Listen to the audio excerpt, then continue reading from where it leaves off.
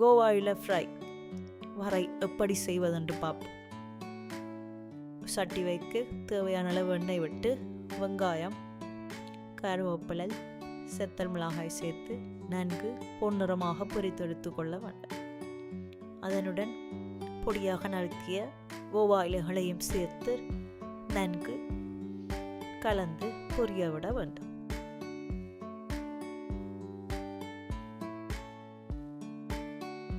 அதனுடன் தேவையான அளவு உப்பு சேர்த்து கலந்து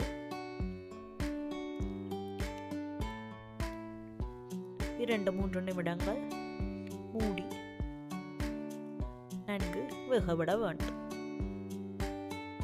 நன்கு வதங்கியதும் தேவையான அளவு மஞ்சள் தூள் சேர்த்து கலந்து பச்சை வாசனை சென்றதும் தேவையான அளவு துருவிய தேங்காயம் சேர்த்து கலந்து எடுத்துக்கொண்டால் சுவையான கோவா இலை வரை ரெடி.